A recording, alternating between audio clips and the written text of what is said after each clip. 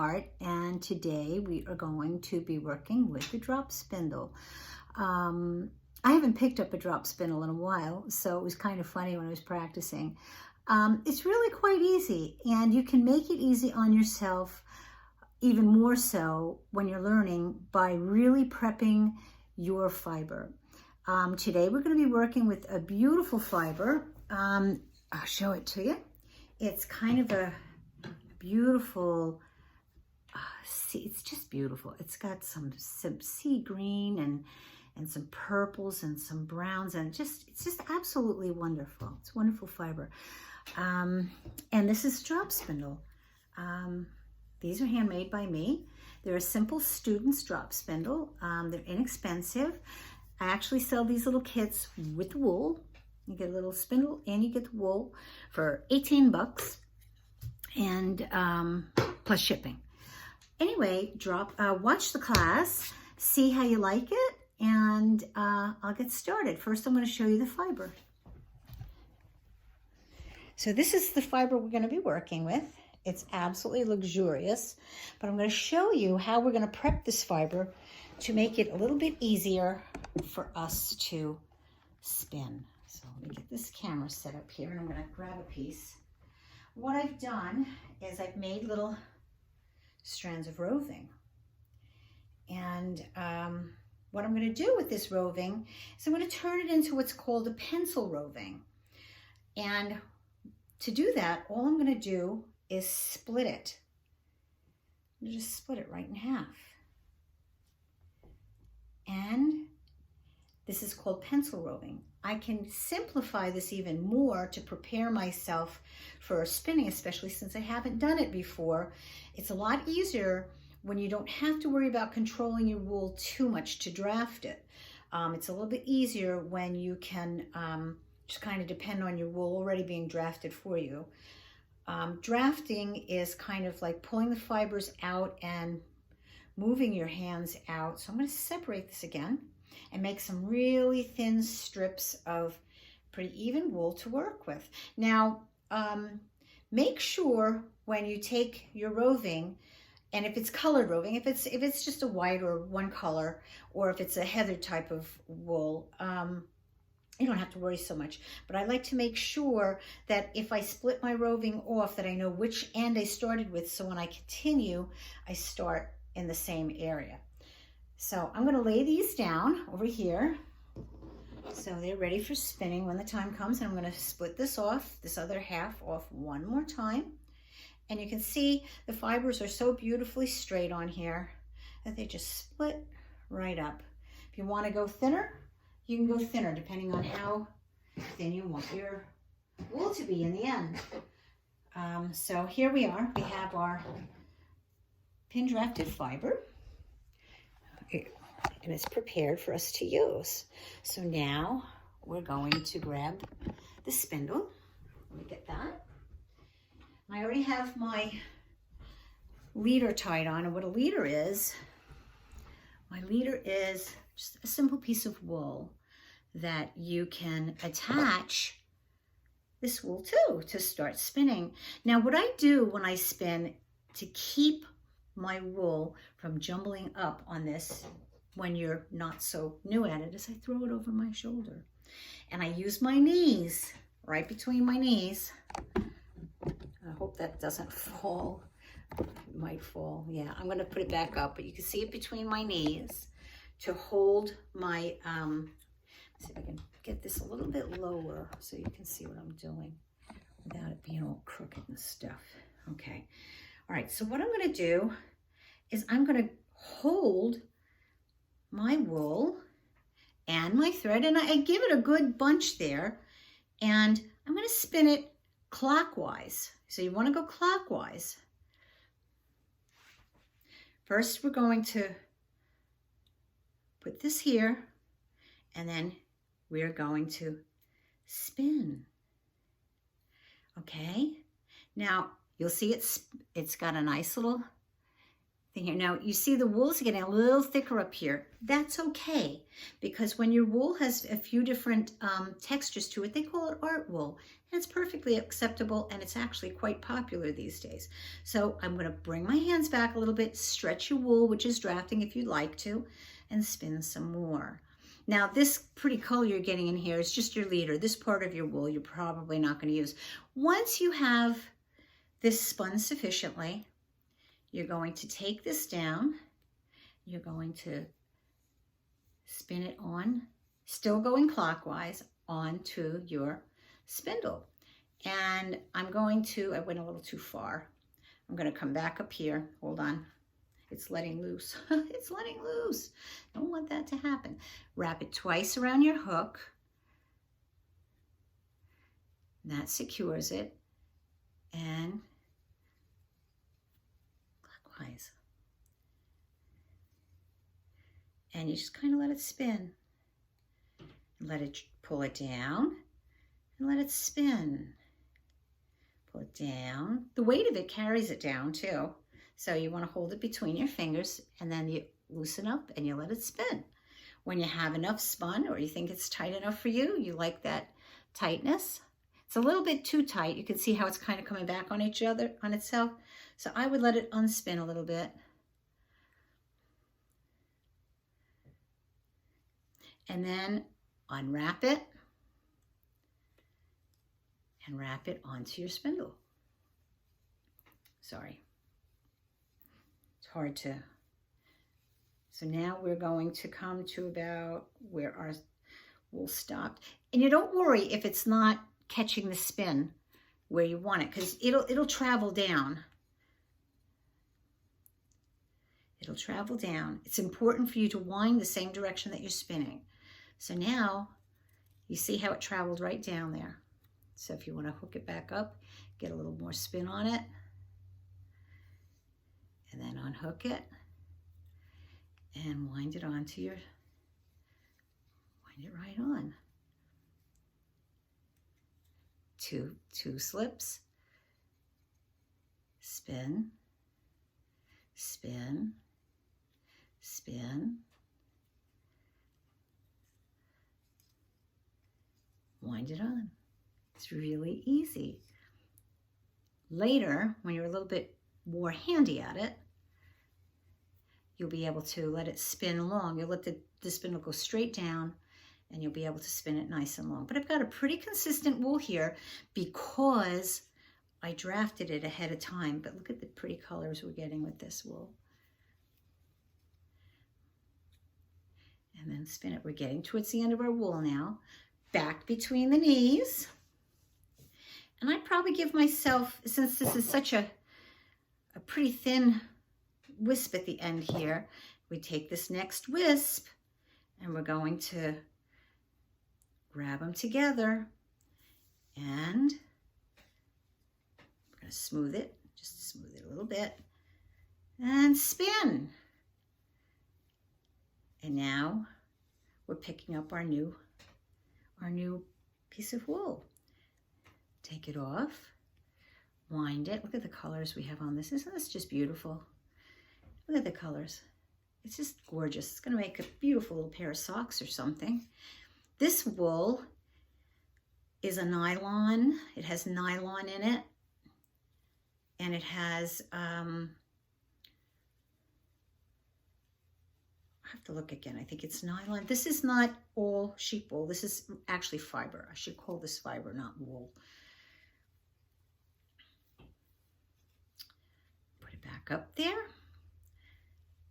Let's see. That's why you want to keep it so it just doesn't get entangled. It can cause trouble until you get the hang of it. You know, once you get your hands moving together, and then you can be a little bit more relaxed about where your wool is hanging. But there it is. Look at that. Just spin. This is the first spinning wheel. We just did that whole length that quickly. So it's not a slow moving action here. So we're going to put that up there. We're going to grab our next wispy piece. Oops, it's stuck under the the leg of the camera. That's not a good thing. I'm going to smooth it out a bit and spin.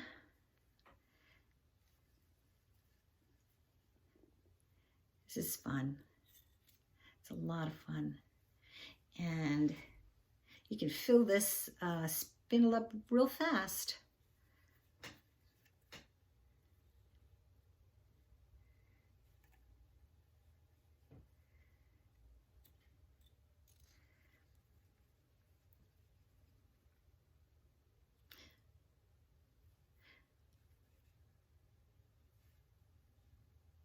So this is called a single ply. And what you can do is if you make two, you want to fill this up probably till down here to make a sufficient amount of wool, to make a decent skein of wool. So it's gonna be pretty wide onto that spindle and about down to where my fingers are, or even more. That's how much wool you'd need to make something of it, you know, to be able to use it. So we're already at the end of our wool, and we're going to go to a new color now. So, and it's just nice to smooth it out a little bit and spin clockwise. You always want to go clockwise when you're spinning, and the reason for that is if you want to double ply this, which means you want to spin two threads together, you have to spin it counterclockwise to get that to happen. Otherwise you get too much spin on it and it just doesn't work very nicely for you. So you can turn it or you can let it spin by itself. I kind of hold it in my finger so it controls it a little bit. They have spindles that are really long that actually sit on the ground. These spindles have been around for a long time. This is it. Look at that. Look how beautiful that is. And what I'm going to do after I spin, I'm going to spin these last three pieces, there's four up there, of fiber. I'm going to spin these last four so I can show you how to use the wool winder to wind yourself a little ball in case you want to put two together or make small little balls of wool for whatever project you have. So smooth it out and spin.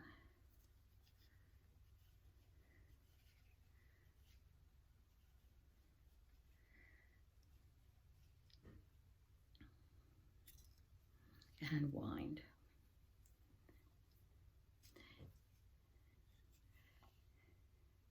I was watching a woman spin the other day on another YouTube channel, and she was adding beads to her wool, which was beautiful.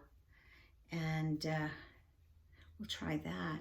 She had a really cool way to do it too. I've seen several different ways. I really liked hers a lot, the way she did it. Anyway, but we'll try. That'll be another project that we do. And spin, spin. Now we got our new. But isn't it the prettiest wool you've seen? I mean, it's just really beautiful.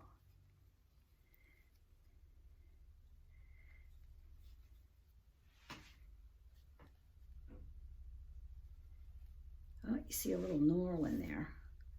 A little knurl in the wool. But you know what? This little thing here, a little flubber in there, but I kind of like them. Where is it? There it is.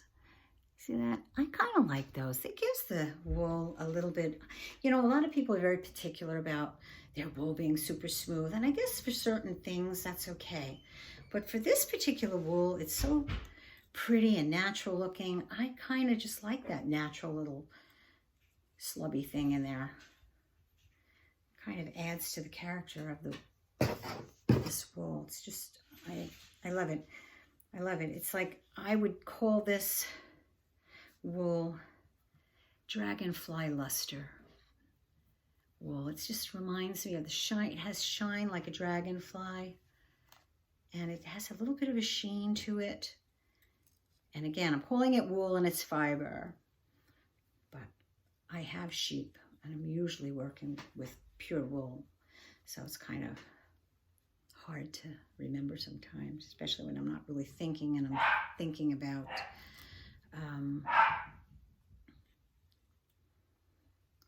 spinning. Oh, here's that pretty color. It's almost like a camel-y kind of color in there. Isn't it beautiful? We're going to dye wool too. That's so much fun. Look at the colors we're getting on this. Isn't that gorgeous, guys? Very exciting. Very exciting. And it's very controlled. It's very easy. Just very light touch. And just let it slip through your fingers. Don't try to control it too much. Stick it between your knees. And we are on our last piece of roving. And when I put it on there, the twist just grabbed it when I let go. It just grabbed it right up. Makes it a lot easier. So I'm going to finish this one up, and then I'm going to show you how to use this neat little gadget that's called a ball winder. And it will make your wool into a nice little ball. I think my husband just came home from work. I actually have a painting class in a little while, but I wanted to get this video made for you guys. And I promised a video. There it is. We're at the end of the wool. I'm going to take it right to the end here. There she goes. There it is. That's it. All right, now we're going to just wrap this around the top so it doesn't come apart on me. So that way, and I'm going to bring it over here to the ball winder. Okay, I got to make a spot for the phone. I'm working on getting a better camera system. This is the little ball winder. It's, you know, these little things are inexpensive. This is the base. It's kind of what they call a lazy Kate, and it allows you to spin to the ball winder from that. I don't know if it's up too high though. I might have to put it on my chair because I want to bring it a little bit lower. So I'm going to see if that works. I might have to put a few books on here. So I want you to be able to see it. Yeah, I'm going to have to stack something there. Let me see if I can stack this box and let it sit on this box. That might work. Of course, I didn't have the wool to test it before. So what you do with this little ball winder, you unwrap the wool at the top there, and there's a little thing here in the back. You just kind of wrap it through there and push it. There's a little slit on the top of your ball winder, and you want your wool still a little low. I'm going to hold it up once we get it started.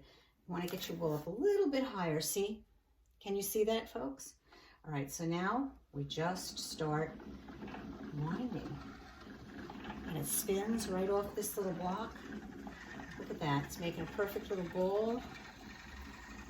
And it goes pretty fast, and there we are. We're at the end. So I'm going to grab a hold of it, and I'm going to pull it off our leader. And I might have to give it a little pop there. And I'm going to just grab it and wrap it around there. And there it is. There's your little ball of wool. Look at that. I'm going to pull it off for you. So you can see, you can tuck the little ends in, and it keeps it for you nice. Look at that, nice little ball of wool. So there you go.